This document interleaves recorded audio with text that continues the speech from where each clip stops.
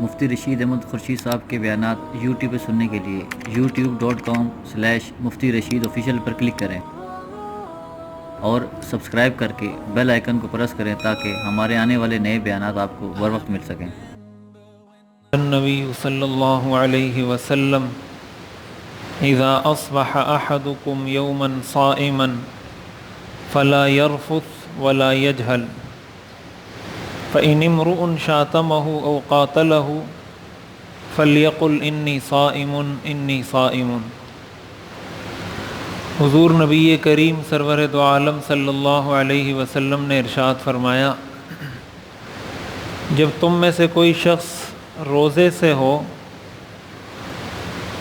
تو وہ دو چیزوں کا اہتمام کرے، دو چیزوں سے بچے۔ نمبر 1، لا یرفث، بیہودہ باتیں نہ کرے، غلط بات زبان سے نہ نکالے، فحش گوئی نہ کرے، گالم گلوچ نہ کرے، ولا یجہل، اور جہالت کا اظہار نہ کرے، کسی پر ظلم نہ کرے۔ فَإِنِ امْرُؤٌ شَاتَمَهُ أَوْ قَاتَلَهُ، اگر کوئی شخص اس کو گالی دے یا کوئی شخص اس سے لڑے، فَلْيَقُلْ إِنِّي صَائِمٌ إِنِّي صَائِمٌ، تو اس کو چاہیے کہ آگے سے جواب میں 2 دفعہ یہ کہے کہ میں روزے سے ہوں۔ یہ صحیح بخاری اور صحیح مسلم کی حدیث ہے، متفق علیہ حدیث ہے۔ اس حدیث میں حضور علیہ الصلاۃ والسلام نے ہمیں روزہ رکھنے کا طریقہ بتایا ہے۔ روزے میں ایک تو ہم کھانے پینے سے رکتے ہیں، جو ظاہری چیزیں ہیں، کھانا چھوڑ دیتے ہیں، پانی چھوڑ دیتے ہیں۔ ایک روزے کی وہ چیزیں ہیں، وہ فرائض ہیں یا وہ آداب ہیں جس کا تعلق اس کے باطن کے ساتھ ہے، اور وہ یہی ہے کہ انسان کم از کم درجے میں اپنی زبان کو کنٹرول کرنا سیکھے۔ حدیث شریف میں آتا ہے، من لم یدع قول الزور والعمل به فلیس للہ حاجۃ فی ان یدع طعامہ وشرابہ، اگر کوئی شخص جھوٹی بات کہنا نہیں چھوڑتا، جھوٹے کام نہیں چھوڑتا، غلط کام نہیں چھوڑتا، تو اللہ کو ایسے شخص کے روزہ رکھنے کی کوئی ضرورت نہیں ہے۔ دیکھیں، ایک ہوتا ہے روزے کا صحیح ہونا۔ آپ کسی مفتی سے جا کے پوچھیں گے نا کہ میں نے صبح سحری کر لی تھی اور سحری کا وقت ختم ہونے سے پہلے کھانا پینا بند کر دیا تھا، اور جب اذان ہوئی افطاری کا وقت ہوا میں نے افطاری کر لی، تو میرا روزہ ٹھیک ہو گیا یا ٹھیک نہیں ہوا؟ مفتی آپ کو بتائے گا کہ آپ کا روزہ ٹھیک ہو گیا۔ لیکن یہ بات اچھے طریقے سے یاد رکھنی چاہیے، بہت اچھے طریقے سے یاد رکھنی چاہیے۔ اس کا یہ مطلب ہرگز نہیں ہوتا کہ یہ روزہ اللہ کی بارگاہ میں قبول بھی ہو گیا۔ یہ اچھے طریقے سے یاد رکھنا چاہیے۔ مفتی جو فتویٰ دیتا ہے، جو مسئلہ بتاتا ہے، وہ آپ کو اس کی نوعیت کے بارے میں بتاتا ہے کہ بھئی روزہ اسی چیز کا نام ہے کہ آپ کھانے سے بھی رک گئے، پانی پینے سے بھی رک گئے، جو خواہشات نفس تھی اس سے بھی رک گئے، سارے آپ نے فرائض پورے کر لیے، روزہ آپ کا ہو گیا۔ فقہی لحاظ سے اللہ کی بارگاہ میں قبول ہوا یا نہیں ہوا، اس کا دار و مدار اس چیز پر ہے کہ کردار ہمارا کیسا ہے، زبان ہماری کیسی ہے۔ اگر روزے کی حالت میں ہم جھوٹ بول رہے ہیں، کسی کو دھوکہ دے رہے ہیں، فراڈ کر رہے ہیں، ملاوٹ کر رہے ہیں، دھوکہ دہی کر رہے ہیں، ناپ تول میں کمی کر رہے ہیں، یا کسی کو گالم گلوچ کر رہے ہیں، کسی سے لڑ رہے ہیں، لڑائی جھگڑے کر رہے ہیں گھروں میں یا گھر سے باہر، یہ خطرناک علامات ہیں۔ یہ جو علامات ہیں یہ خطرناک ہیں اس لحاظ سے کہ حدیث میں حضور نے جو یہ فرما دیا کہ اللہ کو ایسے شخص کے روزے کی کوئی ضرورت نہیں، اس کا مطلب یہ ہے کہ ایسے شخص کا روزہ اللہ قبول نہیں کرتے۔ اس حدیث کا یہی مطلب ہے نا، حضور نے جو یہ فرمایا کہ جو جھوٹی بات سے باز نہیں آتا، اللہ کو اس کے روزے کی کوئی ضرورت نہیں۔ اس کا اور کیا مطلب ہے؟ اس کا یہی مطلب ہے کہ اللہ ایسے آدمی کے روزے کو قبول نہیں کرتا۔ اس لیے یہ بہت اہم چیز ہے، اور حضور علیہ الصلاۃ والسلام تو ظاہر ہے اس امت کی نبض شناس ہیں اس امت کے۔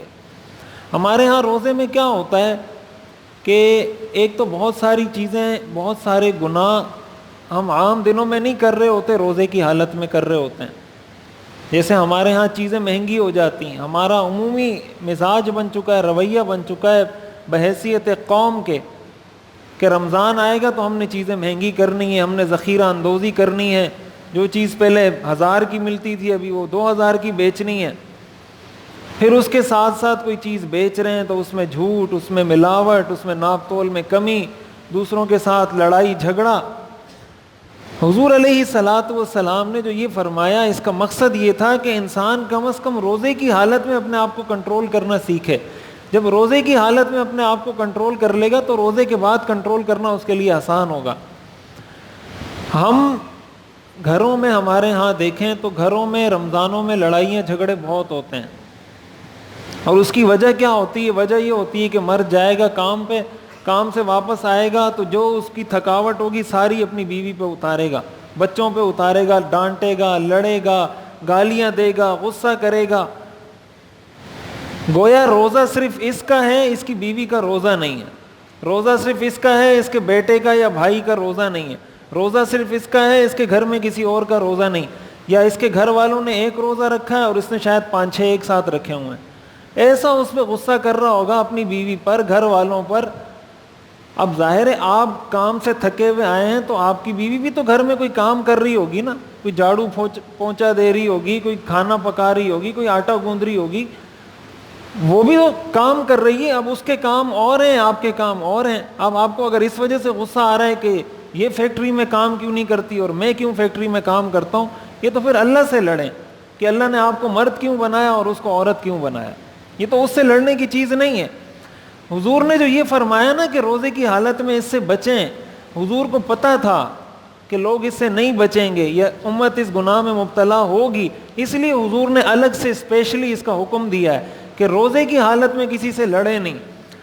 یہاں تک فرمایا کہ اگر کوئی آپ سے لڑے، آپ تو نہیں لڑ رہے، کوئی آپ سے لڑ رہا ہے، آپ کو گالی دے رہا ہے، تو آپ نے جواب میں صرف اتنا کہنا ہے انی صائم، میں روزے سے ہوں. 2 دفعہ حضور نے فرمایا، 2 دفعہ جواب میں یہ کہیں میں روزے سے ہوں. روزے سے ہونے کا مطلب روزہ دار کبھی گالی کا جواب گالی سے نہیں دیتا، روزہ دار کبھی کسی سے لڑتا نہیں ہے. ہمارے ہاں تو کوئی گاڑی چلا رہا ہے، کوئی ڈرائیور ہے، کوئی ریڈی لگا کے کھڑا ہوا ہے، بات پہ ہم لوگ لڑنا شروع کر دیتے ہیں. اتنا ہم لوگ جذباتی ہو جاتے ہیں، اتنا لڑنا شروع کر دیتے ہیں. اچھے طریقے سے یہ بات یاد رکھنی چاہیے. میں بہت تاکید سے اس لیے کہہ رہا ہوں کہ ہمارے معاشرے کا بہت بڑا مرض ہے. روزہ رکھیں، ریلیکس رہیں. روزے میں آپ عبادت کر رہے ہیں، اس عبادت کو نہ اپنے لیے وبال بنائیں، نہ اپنے گھر والوں کے لیے وبال بنائیں، نہ اپنے پڑوسیوں کے لیے، نہ اپنے دوسرے مسلمان بھائیوں کے لیے وبال بنائیں. یہ روزہ رکھا ہے اللہ کے لیے، اور اپنے اوپر احسان کیا ہے، نہ اللہ پہ کوئی احسان کیا، نہ اللہ کے بندوں پہ کوئی احسان کیا. یہ صحیح بخاری اور صحیح مسلم کی متفق علیہ حدیث ہے. ویسے تو ہمارے ہاں لوگ بڑا کہتے ہیں نا کہ یہ بخاری کی حدیث ہے، بخاری کی حدیث ہے، یہ بھی بخاری کی حدیث ہے. تو بخاری کی جن حدیث کا حوالہ لے کے لڑائی جھگڑے کیے جاتے ہیں کہ یہ بخاری میں یہ آیا ہے، تو یہ بھی بخاری میں آیا ہے، لیکن اس میں کسی کا لڑائی جھگڑا بھی نہیں ہے، کسی کا کوئی اختلاف بھی نہیں ہے. یہاں آ کے کوئی یہ بات نہیں کرتا کہ یار یہ تو بخاری میں آیا ہے، کوئی مولوی اس حدیث کو نہیں مانتا. ہم لوگ سارے اس حدیث کو نہیں مانتے، زبان سے تو مانتے ہیں، کردار سے تو ہم میں سے کوئی بھی اس حدیث کو نہیں مانتا. تو یہ بخاری کی بھی روایت ہے، یہ مسلم کی بھی روایت ہے، متفق علیہ حدیث ہے. اسی طرح حدیث شریف میں آتا ہے، حضرت جابر بن عبداللہ رضی اللہ تعالیٰ عنہ کا قول ہے، وہ فرماتے ہیں اذا صمت فلیصم بصرک، جب تم روزہ رکھو تو تمہاری آنکھ کا بھی روزہ ہونا چاہیے، ولسانک، تمہاری زبان کا بھی روزہ ہونا چاہیے، ودع عنک اذی الجار، اور پڑوسیوں کو تکلیف دینے سے بھی بچانا ہے، ولیکن علیک سکینۃ ووقار، اور آپ کی شخصیت میں ایک وقار ہونا چاہیے، سکون، اطمینان اور سنجیدگی آپ کی شخصیت میں ہونی چاہیے. اور آگے فرماتے ہیں ولا تجعل یوم صومک و یوم فطرک سوا، کہ روزے کا دن اور جس دن آپ کا روزہ نہیں ہے ان 2 دنوں کو برابر نہ بنائیں.